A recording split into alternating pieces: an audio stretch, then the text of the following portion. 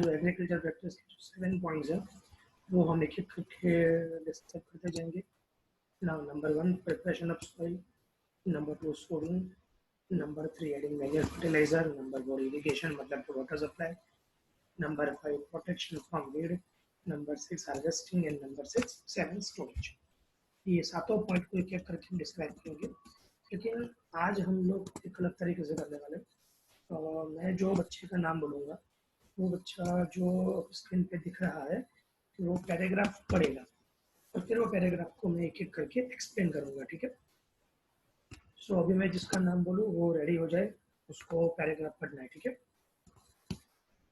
परम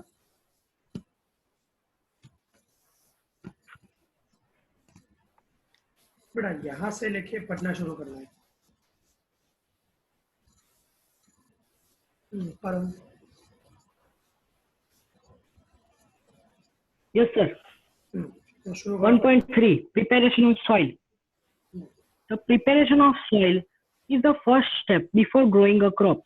One of the most important tasks in agriculture is to turn on the soil and loosen it. मतलब This क्या allows the roots to retain the ये जो दो line आपने पढ़ी उसका मतलब क्या है? कि तो इसका मतलब है कि कोई भी क्रॉप ग्रो करने से पहले हमको फर्स्ट स्टेप है सॉइल को लूजन करना और उसको एकदम वो सॉफ्ट कर देना। सॉफ्ट कर देना। ठीक है, उसके लिए क्या करेंगे, आगे बढ़ो। और इससे this allows roots to penetrate deep into the soil. It allows the root The to loose penetrate. soil allows the root to बेटा एक मिनट, ये जो वर्ड है ना इसका मतलब है पेनिट्रेट। पेनिट्रेट का मतलब अंदर एंटर होना, ठीक है। This allows the roots to penetrate deep into the soil, मतलब सॉइल के अंदर एंटर होने के लिए वो उसको अलाउ करता है। आगे बढ़ो। The loose soil allows the root to breathe easily even when they go deep into the soil. Soil. Why does the loosening of soil allow the root to breathe easily? Second para. The loosened soil helps in the growth of earthworms and yes sir. हाँ पढ़ो पढ़ो, continue करो। The loosened soil helps in the growth of earthworms and microbes present in the soil. These organisms are friends of the farmer since they further turn and loosen the soil and add humus to it. But why the soil needs to be turned and loosened? अभी रुक जाओ। The loosened You soil have helps- learned in एक minute बेटा, अभी मैं ये खत्म कर दूं। The loosened soil helps in the growth of the earthworm and microbes present in the soil. क्योंकि हम सॉइल लूज करेंगे तो उसके अंदर अर्थवर्म है, माइक्रो ऑर्गेनिज्म जो है वो वहाँ पे जिंदा रह पाएंगे और they are the friends of the farmer. क्योंकि जब वो मर जाते हैं ना तो मरने के बाद वो डीकम्पोज हो जाते हैं। डीकम्पोज होकर उनके जो बॉडी के जो अंदर जो भी होता है पार्ट वो सब न्यूट्रिशन के अंदर कन्वर्ट हो जाता है और वो न्यूट्रिशन सॉइल के अंदर ऐड हो जाते हैं, जिसको हम लोग क्या बोलते हैं, ह्यूमस बोलते हैं। और उसके चलते सॉइल की जो फर्टिलिटी होगी वो फर्टिलिटी बढ़ जाएगी तो क्रॉप इजीली ग्रो होगा। आगे बढ़ो। You have learned in previous classes that soil contains minerals, water, air, and some living organisms. In addition, dead plants and animals get decomposed by soil organisms. In this way, various nutrients in dead organisms are released back into the soil. These nutrients are again absorbed by plants. मतलब देखो Since हुआ क्या only यहाँ a पे, few centimeters of the एक minute बेटा, देखो यहाँ पे हुआ क्या कि हमने पढ़ा था कि सॉइल के अंदर मिनरल होता है, फिर वाटर, एयर और लिविंग ऑर्गेनिज्म सब कुछ होते हैं। फिर वो प्लांट जो भी मर जाते हैं, एनिमल जो भी मर जाते हैं वो डिकम्पोज हो जाते हैं। डिकम्पोज उनके जो भी सारे न्यूट्रिशन के अंदर वो कन्वर्ट हो गए, वो सारे न्यूट्रिएंट सॉइल के अंदर वापस एब्सॉर्ब जाते हैं। तो सॉइल में से वापस उसको कौन ले लेता है, प्लांट ले लेता है। तो ये जो एक साइकिल जो होती है वो कंटिन्यू चलती रहती है, ठीक है। आगे बढ़ो।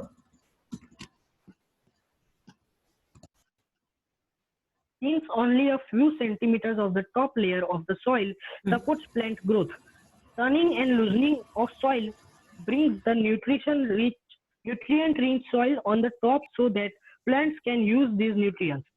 Okay, Thus, turning and loosening of soil is very important. मतलब कि देखो टर्निंग एंड लूजनिंग का मतलब क्या हुआ कि जो न्यूट्रिशन एकदम नीचे थे तो हमने उसको लूज किया और टर्न किया तो न्यूट्रिशन कहाँ जाएंगे, ऊपर आ जाएंगे।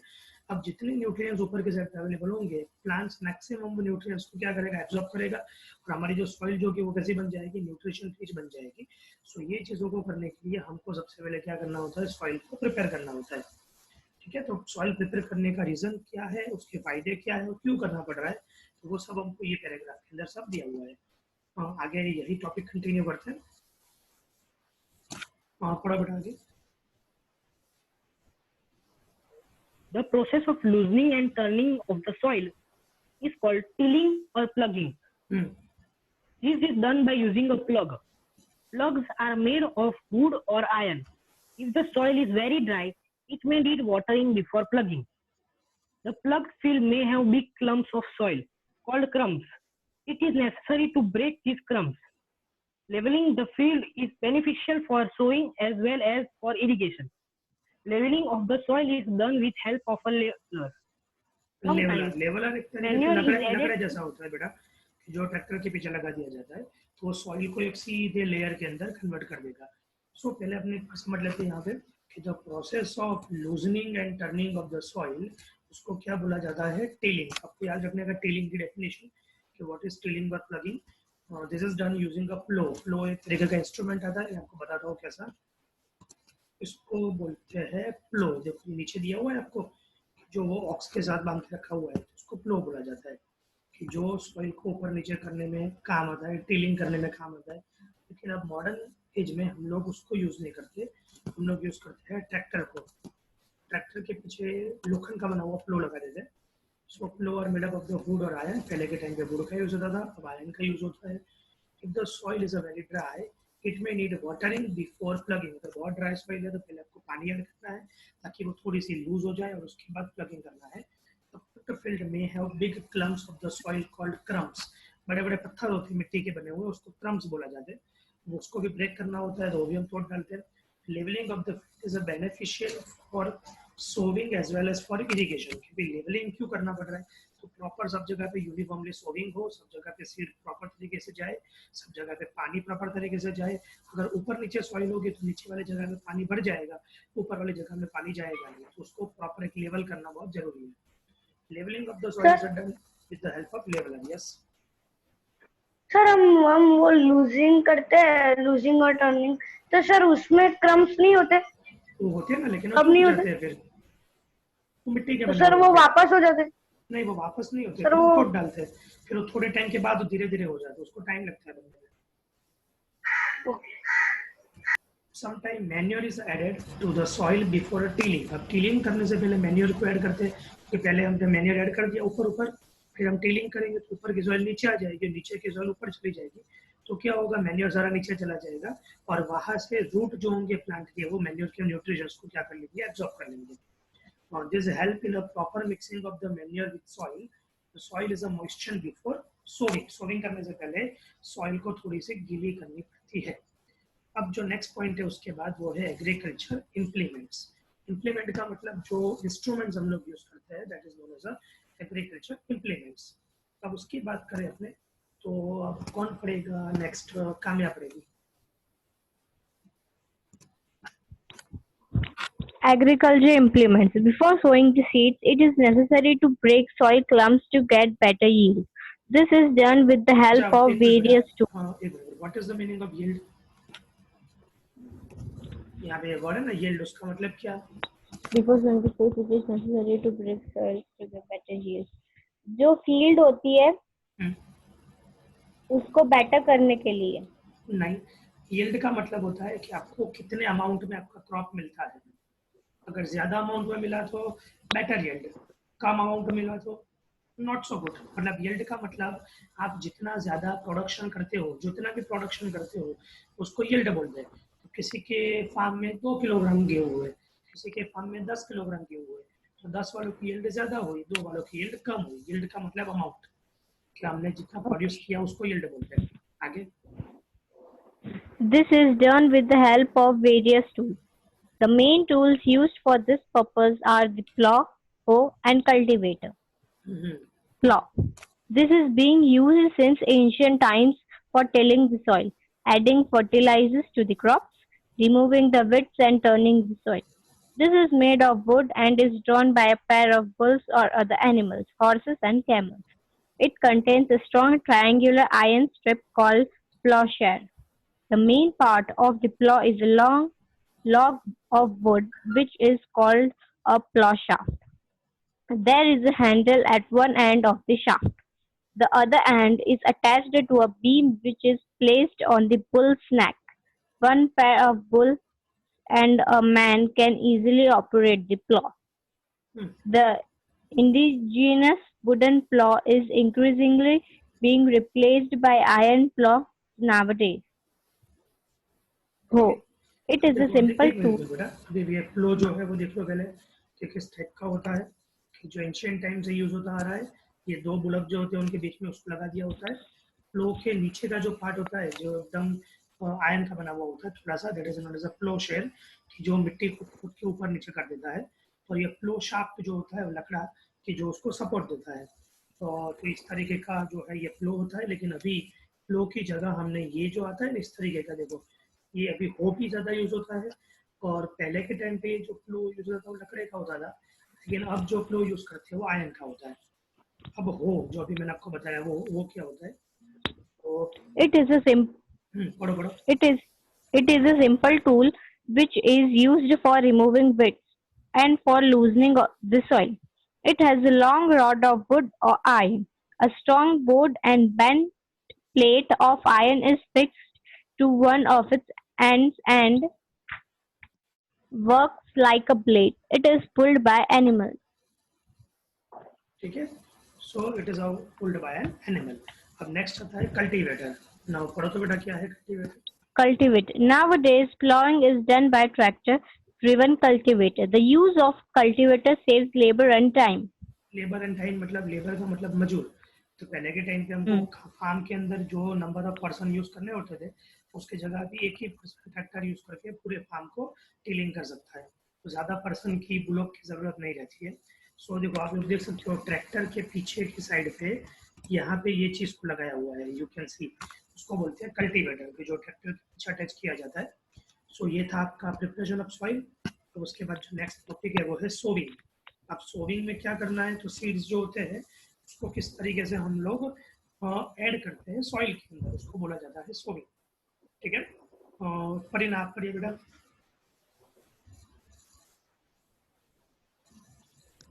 Sowing is an important part of crop production. Before sowing, good quality, clean and healthy seeds of a good variety are selected. Farmers prefer to use seeds which give night yield. High yield बेटा, HIGL, High high yield. yield.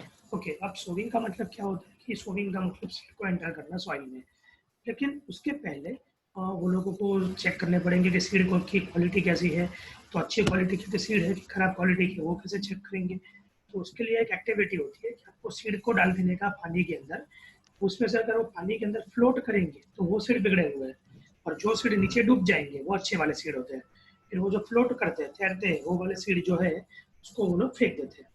ठीक है, तो उसके बाद कैसे seed choose करनी चाहिए, तो ऐसे सीड चूज करनी चाहिए कि जो आपको ज्यादा अमाउंट में प्रोडक्शन बना के दे। ठीक है, मतलब कि यील्ड का मतलब क्या, जितना ज्यादा हो सके उतना ज्यादा production.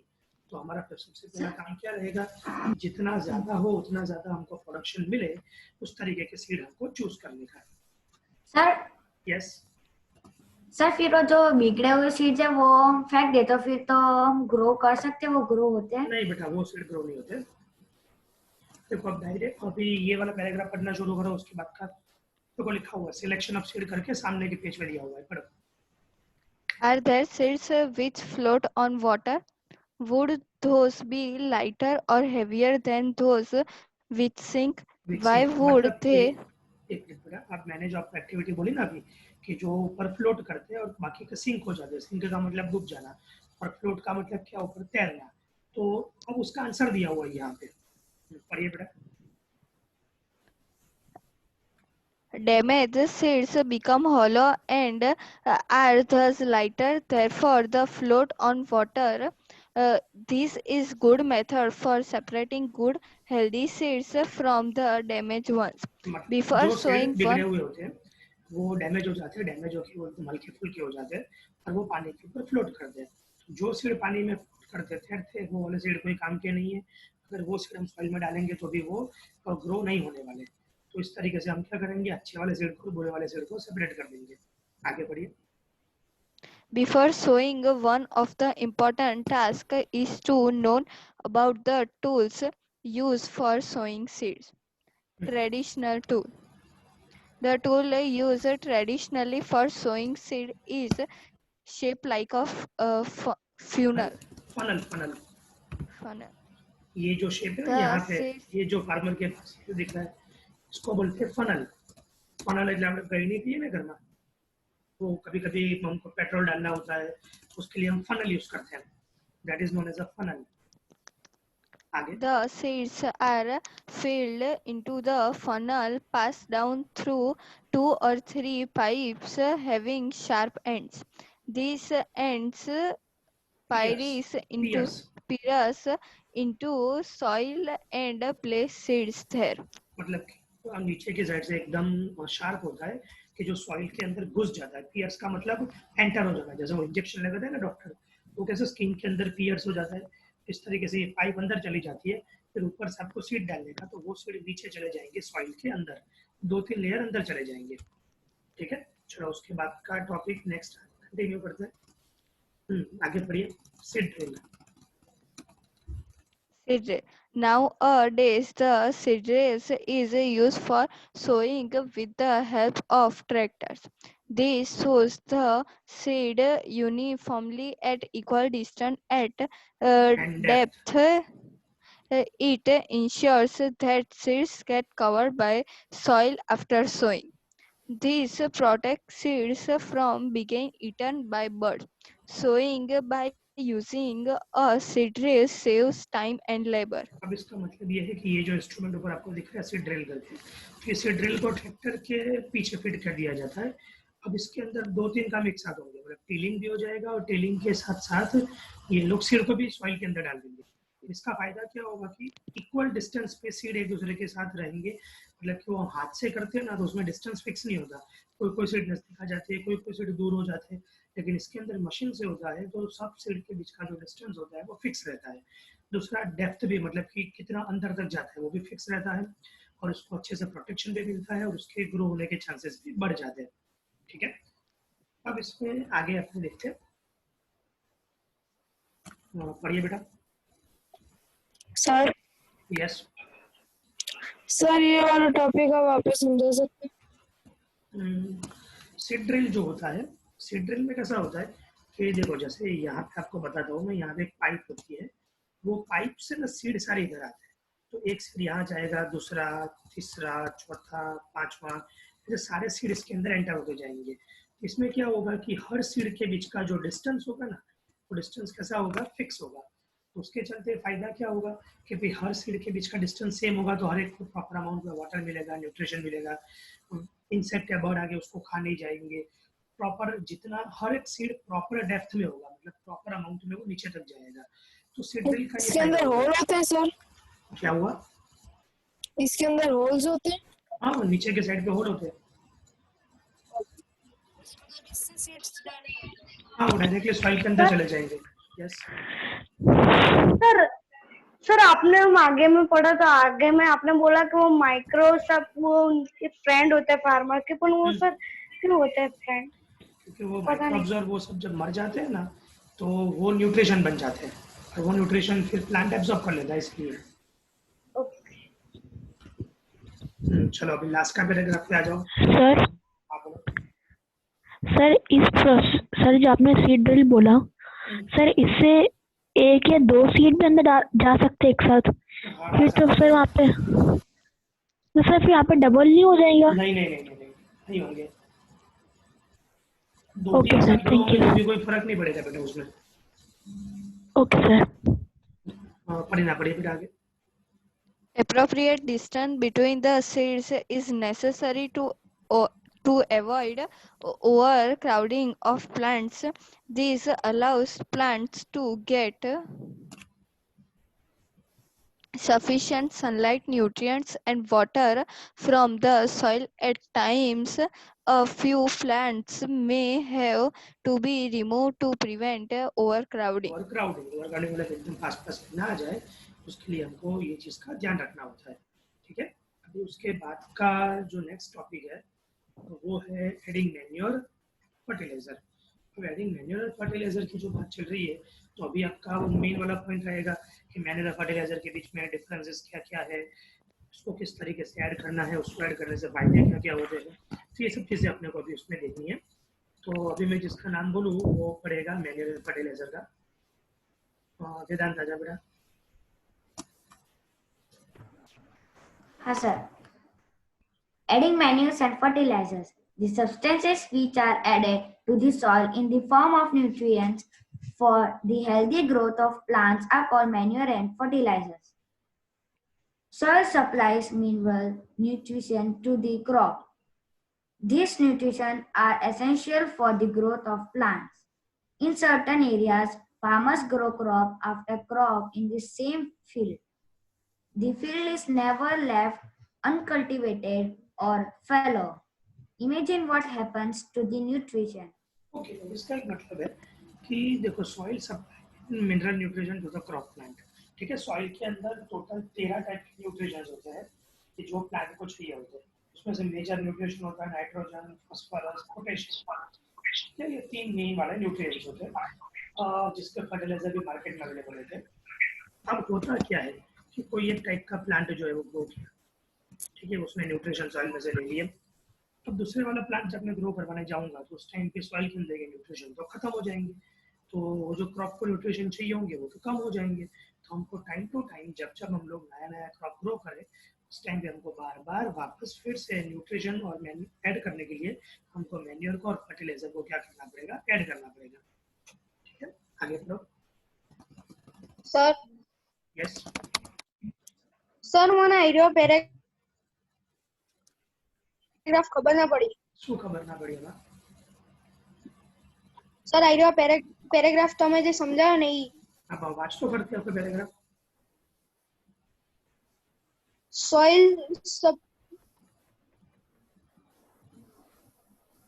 soil supply minerals nutrients to the crops plants मतलब there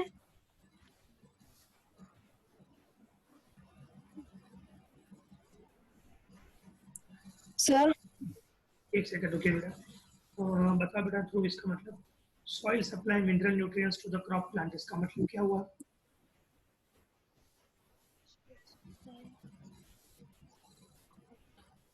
सप्लाई का मतलब क्या होता है? सप्लाई का मतलब સપ્લાય એટલે સર એક જગ્યાએથી બીજી જગ્યાએ લઈ જવું। तो सॉइल क्या सप्लाई कर रही है देखो तो? मिनरल ओके, किसको दे रही है? Crops plant. तो अभी इसका मतलब बताओ क्या हुआ? सॉइल ने प्लांट्स को मिनरल्स दिए। वेरी गुड, आगे बढ़ो उसके बाद। Then neutral these nutrients are essentials of the for growth of plant।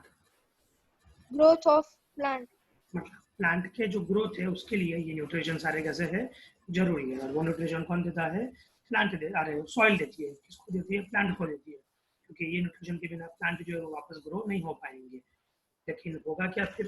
तो अगर न्यूट्रिशन ये प्लांट लेता रहेगा तो फिर जो नेक्स्ट दूसरी बार हम जो नया वाला प्लांट ग्रो करेंगे तब तक तो न्यूट्रिशन खत्म हो जाएगा, खाली हो जाएगा। तो उसके लिए क्या होगा, हमको वापस से वो न्यूट्रिशन ऐड करने पड़ेंगे। तो वो न्यूट्रिशन वापस से ऐड करने के लिए हमको क्या ऐड करना पड़ेगा? Minerals and fertiliser. ठीक है, वेदांत पढ़ो बेटा आगे। अभी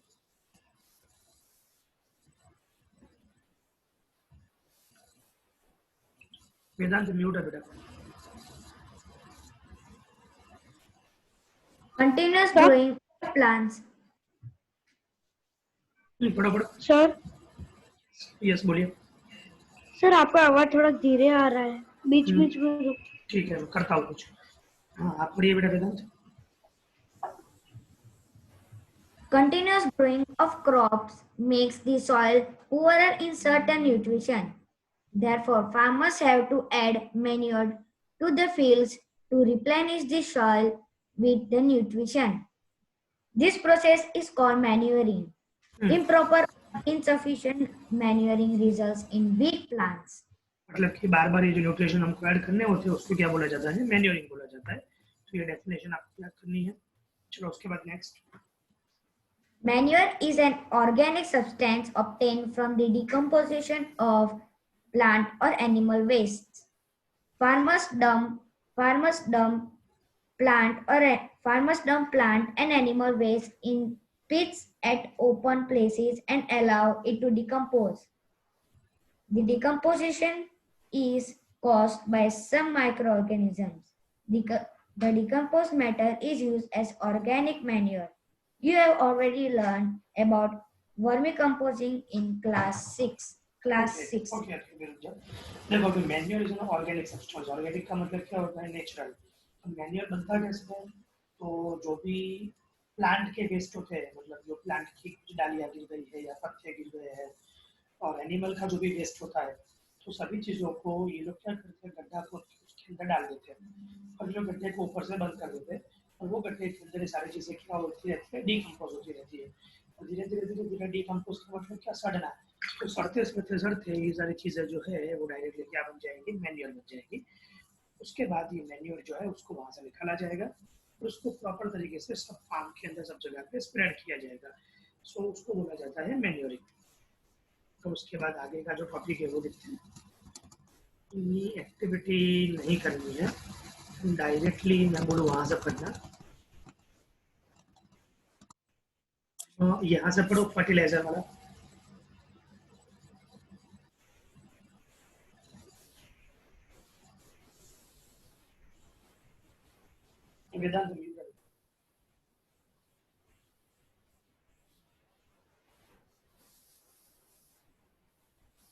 वेदांत न्यू का बेटा। Fertilizers are chemical substances which are rich in a particular nutrient. How are these different from manure? Fertilizers are produced in factories. Some examples of fertilizers are urea. Manure कहाँ बनता है? Manure. में sir field में, मतलब आपका farm होता है ना, फार्म के अंदर पेड़ को नहीं गड्ढा खोद देगा और सारा कचरा उसके अंदर डाल देगा। फिर आफ्टर सम टाइम 1-2 महीने के बाद वहां से उसको कलेक्ट कर लो, तो वो क्या बन जाएगा? मैन्योर बन जाएगा। उसका मतलब मैन्योर का ग्रो हुआ फील्ड में बना, ठीक है।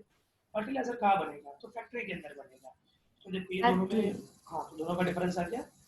Manure are prepared in the field while fertiliser are produced in a factory. आगे बढ़ो। Some examples of fertilizers are urea, ammonia, sulfite, superphosphate, potash, NPK, nitrogen, phosphorus, potassium.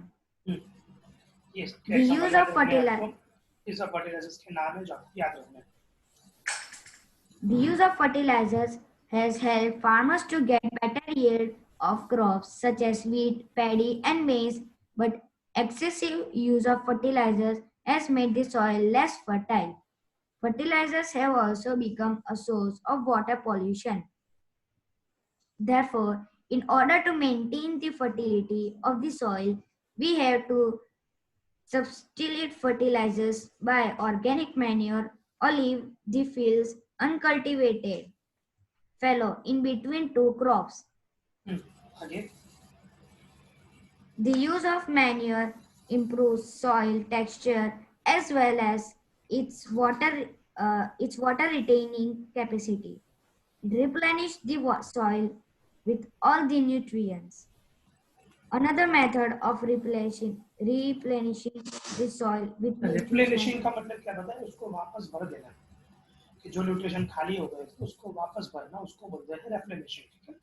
तो यहाँ पे रेप्लेनिश करने के लिए हम लोग फर्टिलाइजर यूज कर सकते हैं, मैन्योर यूज कर सकते हैं, लेकिन फर्टिलाइजर यूज करने के कुछ प्रॉब्लम्स हैं जिसके चलते हम लोग फर्टिलाइजर यूज नहीं करते, लेकिन थोड़ा बहुत तो हम लोग करते ही है रूटीन में। भले लोग बुक में लिख रहे हैं बट फार्मर फर्टिलाइजर्स ही मोस्टली यूज करते हैं, मैन्योर बहुत ही कम यूज करते हैं फार्मर्स। स्पेशली इंडिया के जो फार्मर्स है वो मैन्योर को बहुत ही कम यूज करते हैं। ये बुक वाला चाहे जो भी लिखते हो, बट कुकिंग में फार्मर्स मैन्योर कम यूज करते हैं। मैक्सिमम क्या यूज करते हैं वो फर्टिलाइजर यूज करते हैं। अब यहाँ पे एक वर्ड लिखा हुआ है देखो, मोल्ड लेटर में क्रॉप प्रोडक्शन करके, अरे क्रॉप रोटेशन करके। Now what is the meaning of crop rotation? तो क्रॉप रोटेशन का मतलब क्या होता है कि आपको 2 या 3 टाइप के क्रॉप जो है वो सिलेक्ट कर लेने हैं। Let's an example, crop A, crop B, crop C. आपने ए बी सी करके 3 अलग अलग क्रॉप सिलेक्ट कर लिए।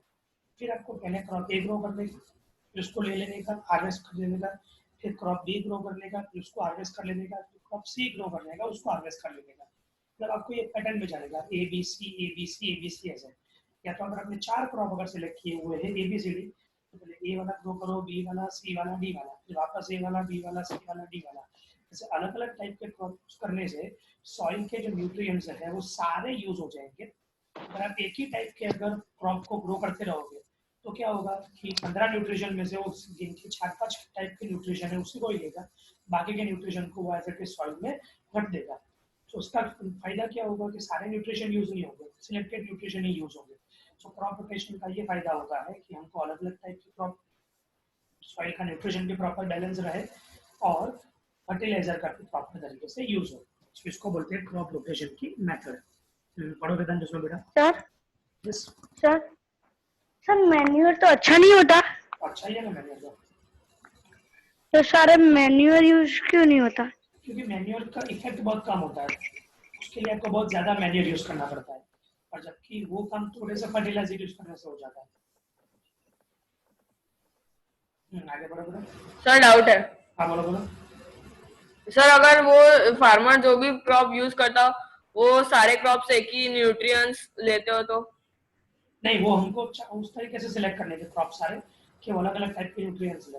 उस तरीके का पूरा एक चार्ट आता है जो 9th में आएगा आपको। Thank you sir. पढ़ो बेटा। This can be done by growing different crops alternately. Earlier, farmers in northern India used to grow leguminous as legume का fodder. मतलब क्या पता है?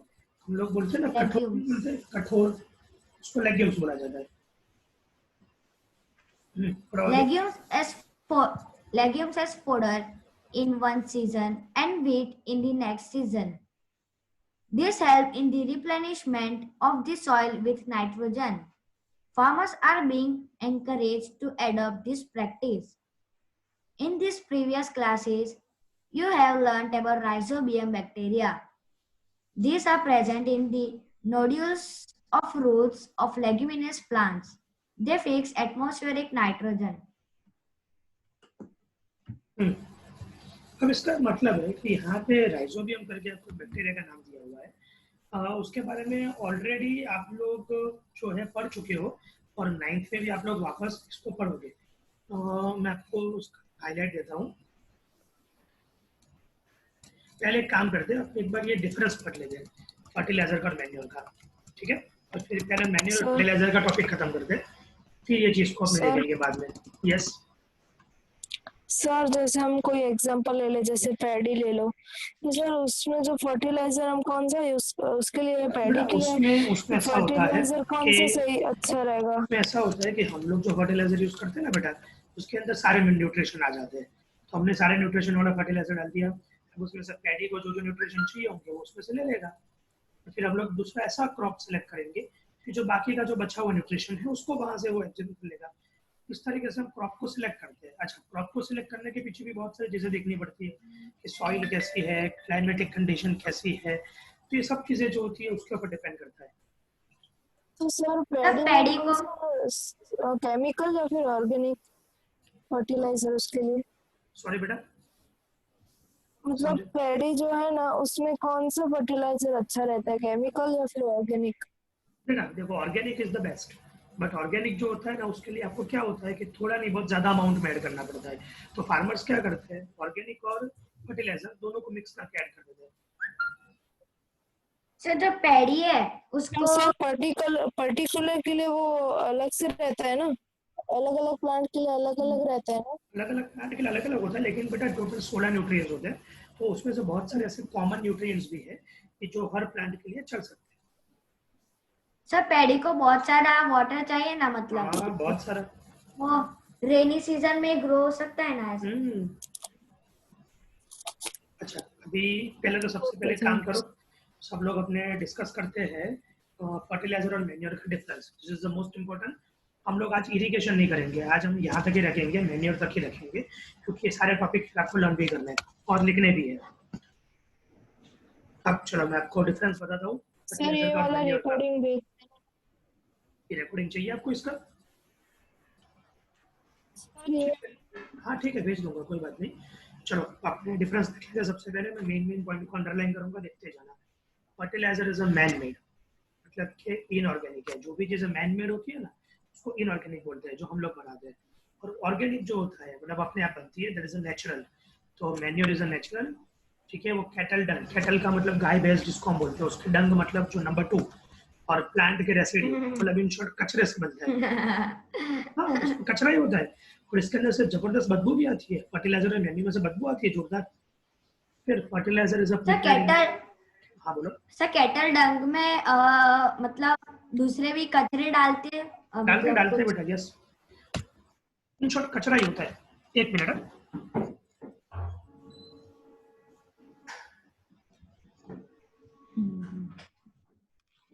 चलो ठीक है। Fertiliser is prepared in a factory, manure can be prepared in a field. Field का मतलब अपने फार्म के अंदर भी बना सकते हैं। और फैक्ट्रीज के अंदर क्या बनते हैं? फर्टिलाइजर। आप लोग ऐसा भी याद रख लो, फर्टिलाइजर का एफ, फैक्ट्री का एफ, ऐसे भी याद रख लो। Fertilizers are prepared in a factory, दोनों का एफ आ गया, ठीक है। और manure can be prepared in a field, field की जगह फार्म भी बोल सकते हो, कहीं भी जगह में बन सकता है। फिर fertiliser does not provide any humus, humus मतलब न्यूट्रिएंट्स। जो नेचुरल टाइप के न्यूट्रिएंट्स होते हैं उसको ह्यूमस बोलते हैं।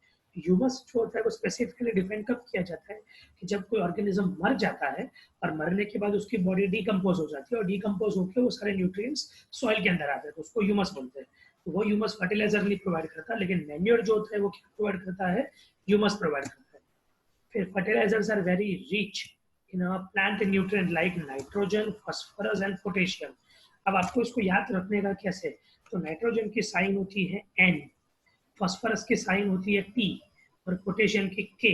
तो NPK ये केमिकल साइन है नाइट्रोजन, फास्फोरस और पोटेशियम की।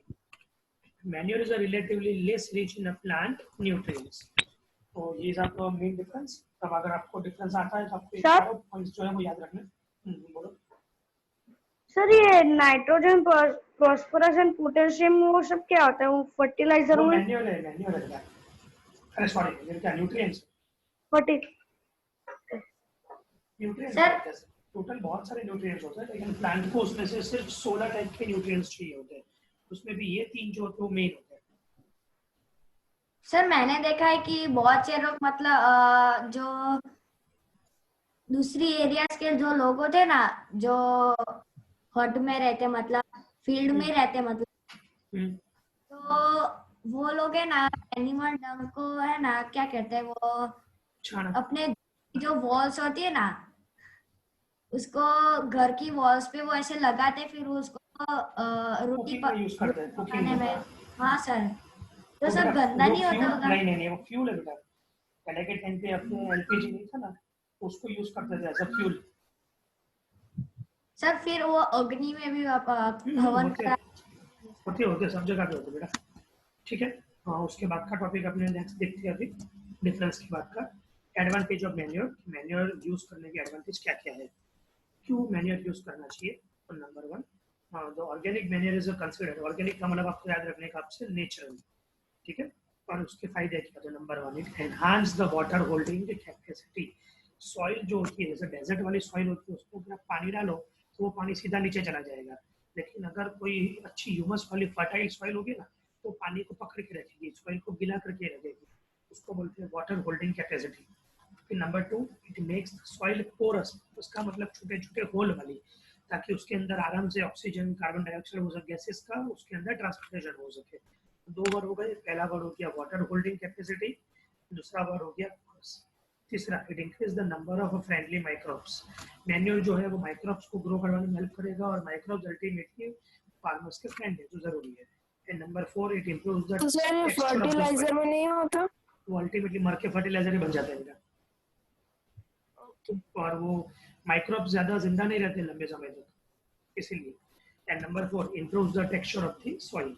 सो ये 4 पॉइंट याद रखने हैं, पॉइंट वाइज याद रखने का। आपको कैसा करने का, पूरा सेंटेंस नहीं बनाने का, आपको याद नहीं रखने का, पॉइंट याद रखने का, पॉइंट के ऊपर से सेंटेंस खुद बना लेने के। फर्स्ट पॉइंट कौन सा हुआ, वाटर होल्डिंग कैपेसिटी। दूसरा हुआ पोरस।